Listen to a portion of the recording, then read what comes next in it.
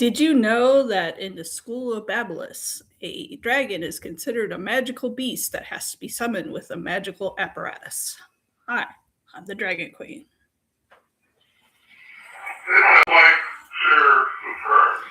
Today, we're reviewing Welcome to Demon School, Iruma-kun, seasons 1 through 3, including the newest episodes.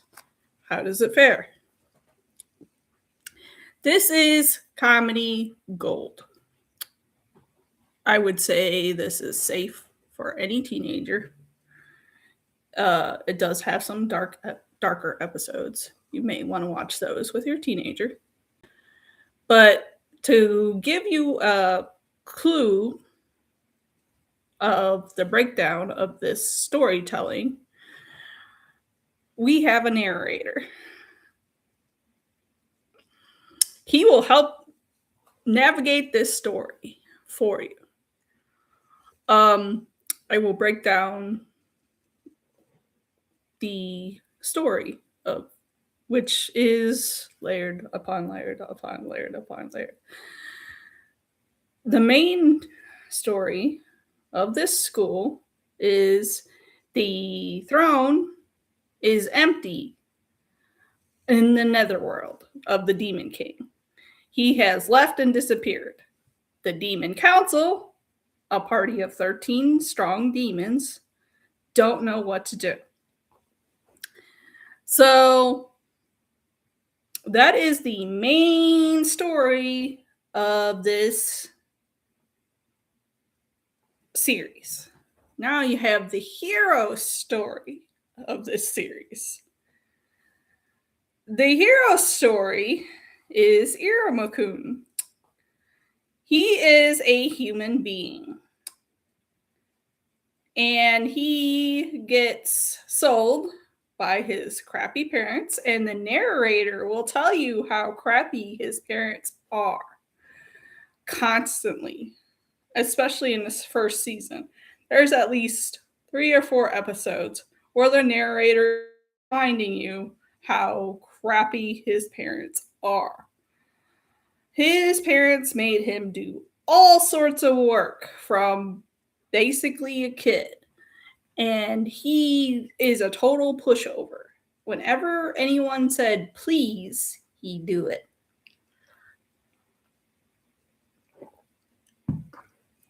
But this also gives him a, I guess, natural ability that allows him to dodge everything. They give it a name in the series. And the narrator will tell you constantly when it's being used what the name is. And it comes into play more often than not. He gets sold by his parents to a demon. And Iruma-kun has no idea what's going on, why he's getting taken, none of that. Until the demon casts the spell to help him understand demonic language. So he's still confused, and he's being taken by this he's not a small demon by any measure, an older demon. And then the older demon takes him home to his castle, and Iruma-kun thought his life was over. Well, this demon actually wants to adopt him as his grandson. Is hilarious. You come to find out that the demon is the chair demon. This guy is the most powerful demon in all of the netherworld. And he failed to have children. Which is a problem because of the 30 most powerful demon. He is the only one that doesn't have any grandchildren. So his solution was to skip over the having children part and just kidnap Iruma-kun to be his grandson. Well, he didn't technically kidnap him, bought to be his grandson. Not crazy enough for you yet? Well, he helps Iruma-kun mask his scent and sends him to demon school. And tells his grandson, don't let them find out that you're a human. They will eat you. And he's like, what? It's hilarious. So he does show up, though, and on his first day, and because his grandfather is now the chair demon, he had handed him a piece of paper and told him to say this at the podium in front of the whole school. What he says is a spell. And saying a spell in front of entire class or entire school is a big no, don't do it. Everybody's shocked when you hear it. The spell provides him luck for the entire day or something like that. It's been a minute. This makes the top demon of the first years mad because he was supposed to say something. And he got overthrown by this upstart person who came out of nowhere, which was Iruma-kun. They get into a fight after school, which the teachers allow because they're demons. They fight. Well, Iruma-kun keeps dodging all the fireballs that the Asmodeus, as he is called, throws at him because of his innate ability to dodge. And then finally, Az gives up throwing fireballs and was going to charge Iruma-kun. He gets out of the way, and he's going to crash into another student who's on the sideline. Iruma-kun just grabs him and gives him the perfect German suplex. Still, it goes crazy from here. This is episode what? Or 2? 1. It goes nuts because he basically beats Asmodeus. Asmodeus becomes his lackey because that's the rules of the demon world. So now Iruma-kun has a lackey, and he's human. And like I said, it gets crazier from here. It's hilarious to watch. Just watch this all play out. Because the very next episode, is summoning a familiar. Guess how that plays out. Oh my god, that is the best episode of season 1, is when he gets to summon a familiar. Because all demons get to summon familiars. Well, Iruma-kun isn't a demon. So they put logic into the summoning. The teacher, which you'll grow to love, as grumpy as he is, gives him his summoning circle. If you know anything about supernatural things, the logic applies here, basically. The demon gave the human, a summoning circle of their creation. He then summons the teacher as his familiar. Oh, it's hilarious. It's hilarious. Like I said, there is it goes on to create chaos, pretty much. A lot of chaos happens. And that's just the hero story. This is the hero story. They also have the minor stories, which are one episode. They take up one episode. They hold relevance to the hero story, basically. But sometimes they carry weight, sometimes they don't. You get to interact with the minor characters of the story and find out about them. Each demon in this school, or each demon in this specific class that the teacher is overseeing, you will get to know. You will know every single one of them. And you'll learn details about them, about their bloodline trait, what they summon, their personality. So, and they have relevance to the story, the overall story. There are some moderate stories, which means they'll take up a few episodes. They'll take up more than one episode. Like there's a story towards the end of season 1 that takes up, I think, 4 or 5 episodes. These seasons are 21 episodes long at least. I think the first season is 24, and they're at least 30 minutes long. And the ends of the credit scenes are great because they're hand-drawn animation sketches like a child would draw, with some previews to the next episode. Yeah, I'm drinking coffee today.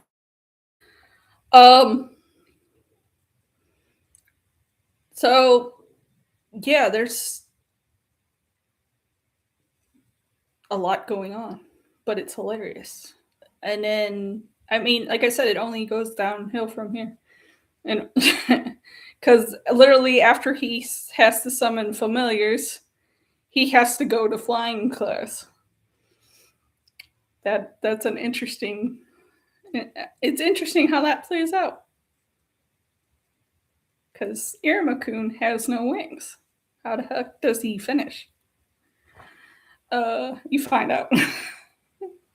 Because that's how they get their rank. This is supposed to rank them. When they get to the flying part, this is supposed to give them their rank. Iruma-kun doesn't get a rank.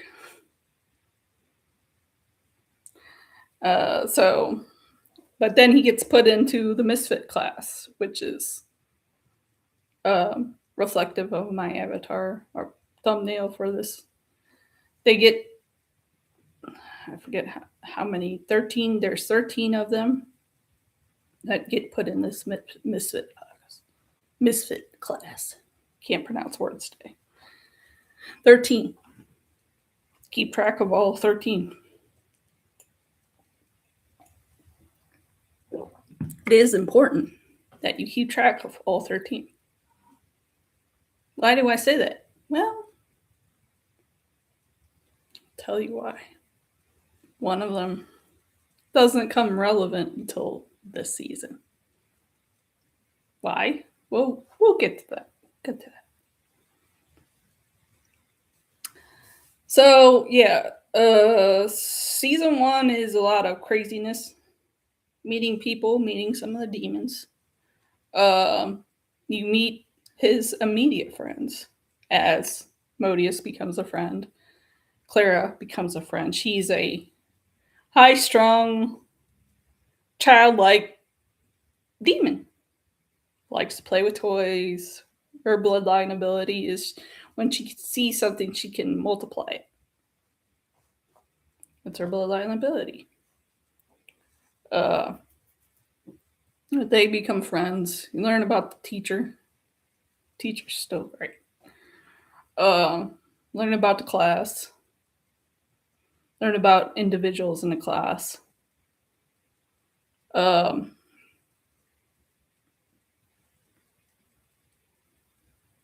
Then you get to where they have to select a battler. And that is where things get even nuts. That's where the first moderate story kind of kicks in because it takes over a couple episodes.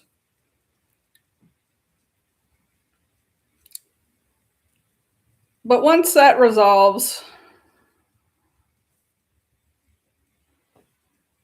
you go on to season 2, pretty much. There is one episode after that, two, one or two episodes after that, that are at the very end that involves one of his other classmates. You get to learn about her.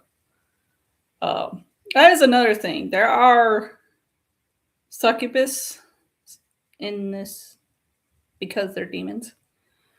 Scantily clad demonesses, but they're not, showing anything. They got clothes on the important things, like their boobs are covered up, their bottoms are covered up, but their legs are showing midriff. It's like someone who would wear one of them tube tops back in the day and like short shorts. Nothing wrong with it.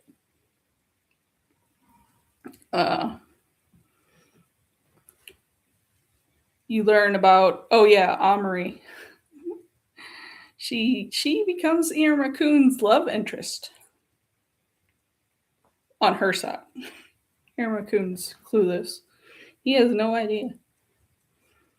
This is a big, strong demon, girl demon, whose bloodline trait is literally kicking butt. You find that out in season 2. She has a innate bloodline ability that allows her to kick a lot of butt. But she falls in love with Iruma-kun. So there is that. There is talk of, when the girls do get together, they do talk about weddings. Which demon they would love to marry. And she's in this conversation. So it is hilarious to watch. Watch the pictures they draw in their head about demons they would want to marry.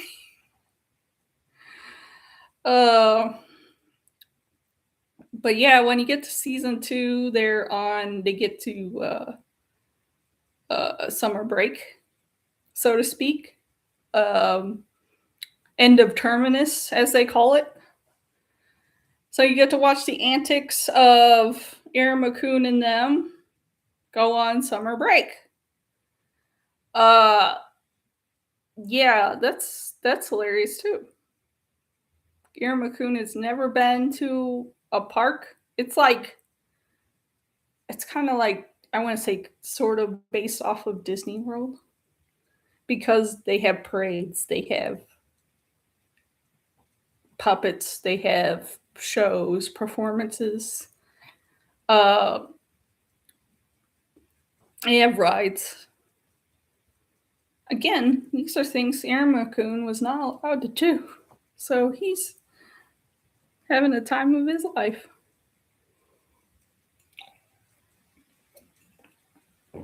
And of course, they all made a bet of who would have the most fun in these groups of like 4, while the supervisor teachers were there. Oh, it's hilarious because chaos ensues. There are big bad guys. They develop in season 1. And basically, in season 2, they start acting up again. Same bad guy. That's where the dragon comes in. Because they want to take out the park. And the teachers help the students defeat each of the magical beasts in the park. And then they have to, because of magic, the creatures to combine into one. And well, they need all 3 of the teachers together in order to get Iruma's teacher there in time. The butler, which you'll learn his name is Opera. He goes, "Oh, look, a familiar summoning circle. I wonder how I got that." So he gets called in his fluffy form. The fluffy form. That's his familiar form. Is fluffy. Oh, it's great. Oh, and you find out in season 2 as well, because Iruma-kun gets the magic ring in season 1. It becomes sentient when he goes up in rank. So it also turns him to have a bad cycle, which is also hilarious. It's great to watch him be bad in the school, and people were like, "Whoa."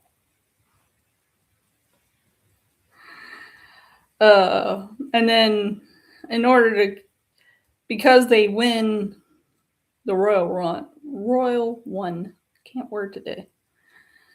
They win the Royal One, which is a classroom that has been locked up because the Demon King learned there, and he's missing. That's where the throne is. They have to all get up to rank Dalit, which is like 4. I'll have to get up to rank Dalit to keep the classroom. Because before, they were way down in the middle of nothing. Way down in the middle of nothing. And getting treated like garbage. So during his evil cycle is when Iruma-kun said, "I've had enough of this. I want Royal One." So he was challenged by the teacher that is his familiar to achieve a goal. And he ended up achieving said goal.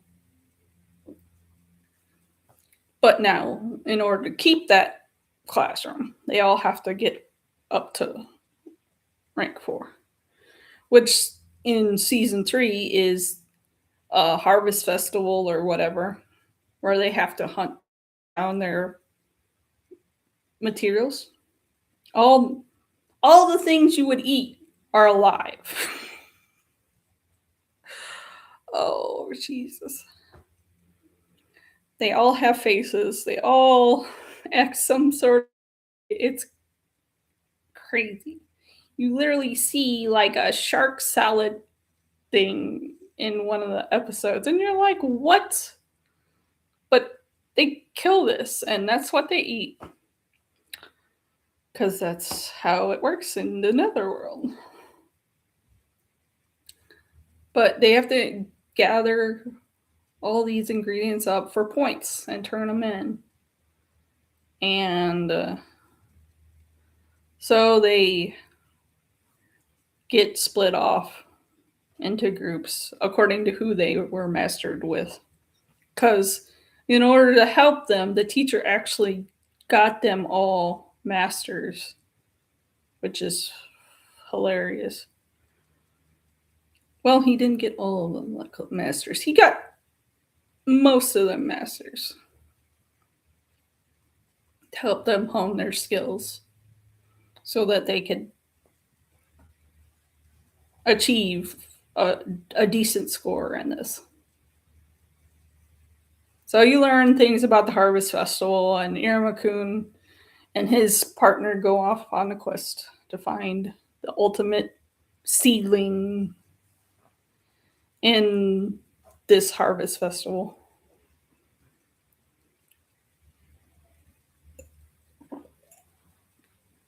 With someone sabotaging them or trying to sabotage them along the way. That's pretty interesting. I guess I don't know. I think that's part of the bad guy plot because they build up to that. Because this happens before the end of this, which is their spring break. So they find the ultimate seedling, and it's not what you expect when it blooms. It looks silly and so silly. It's like a big balloon with eyeballs. Who? What? So they succeed, most of them succeed in Terminus. Raise their ranks.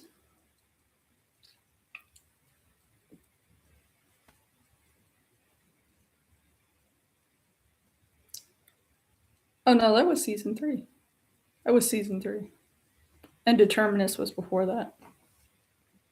Get my timeline messed up a little bit. We're on to season 4. The Harvest Festival pretty much takes up all of season 3 because it's a lot of hunting down the food. And then comes season 4. Remember, I told you to keep track of all 13. Yeah, you should have kept track of all 13. Because now the goal is, remember, every single person in this room, in this class, has to be rank 4. The class was only counting one who was a rank 2, which was Elizabetha. She's a big, tall, pretty demon. They were going to focus on getting her to up. Well, that's not how it works. That's not how any of that works. If you paid attention from season 1 to season 3 at least, you can see in every single opening credit the 13th demon. His name is Boy Person. He literally has the ability of detection warding, which means he doesn't stand out and he disappears, which is why you don't see him in any other episode, or you see him in very few episodes. You see him when the teacher calls roll call the first day of class. Maybe occasionally in a couple of the other shots. But overall, you don't see him at all.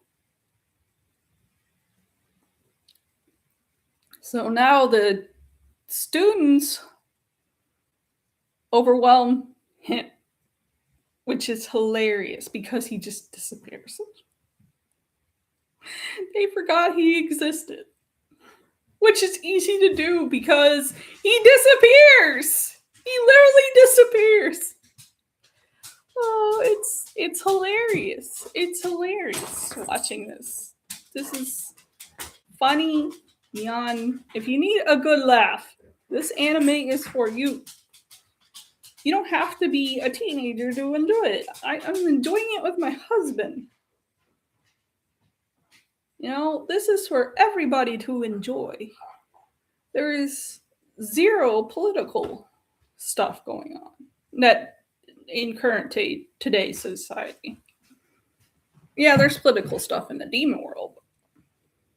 What's the demon world? Who cares?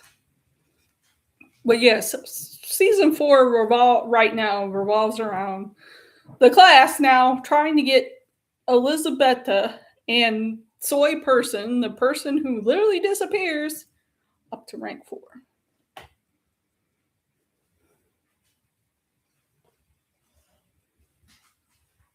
It's fun. It's hilarious. It's so funny so far because we're on episode 4. I want to say we're at episode 4 because they release every Saturday or Sunday. But we're just like, oh my god, every episode. Oh my god. Cracking up laughing because of what's going on. I don't understand. But yeah, so far, really do enjoy the series. It does peter off in the comedy a little bit in season 2 and 3, so that's a little weaker in those 2 seasons. But it's back in season 4. I mean, it's comedy. Just about every episode is like, oh my god, what? I highly recommend it. This series gets like so far a 9 out of 10 for me, because like I said, it does peter in between seasons 2 and 3. 2 and 3 are kind of a weaker season as far as comedy goes, but overall it's still there. It still exists. You need a good laugh, go watch this. Next week, let's see, what are we doing? I want to try and go watch Devil Wears Prada 2 this weekend. It may not happen. Right now I'm battling my neck and back. They just told me to screw you. So all week I've been unable to do anything other than lay down. So there's that. What else am I up to? But if I can't go watch that, I do have a backup review, which will be the Apothecary Diaries. So you do have those. That will be next week if I can't make Devil's Wear Prada 2. That will be it. I will have posts in the community pages this weekend, hopefully. My body lets me. Giving you clues as to what I'm doing for the Wilton's Legacy. If you don't know, I created the little legs that Wilton now has. And I was running the Wilton's Legs account on YouTube. So I mailed them to Culture, who mailed them to Steve, because I didn't. That was like 6-7 hours. 7. And then I realized they're so yellow and so tiny. I didn't realize that. Probably should make some better ones. Maybe in the future. I don't get to Steve. But yeah, if hopefully this weekend I'll be able to give some clues as to what I'm doing. Because I have reached out to Pro and asked. So that was the whole confirmation thing last Monday, which was hell for me because I've never seen so many tornado warnings in my lifetime. In one day, 3. Ugh. I don't, and we were literally trying to yell at clouds. We're old people yelling at the clouds, telling it, go that way. Oh man, I can't. So hopefully, maybe if I'm feeling up to it, hopefully I want to get my father's windmill done. But I've been unable to do anything because, like I said, my back and neck are hating me right now. So I'm gonna go lay down again today and do nothing again today, which aggravates the heck out of me. My mind wants to do things. My body says, no, you ain't.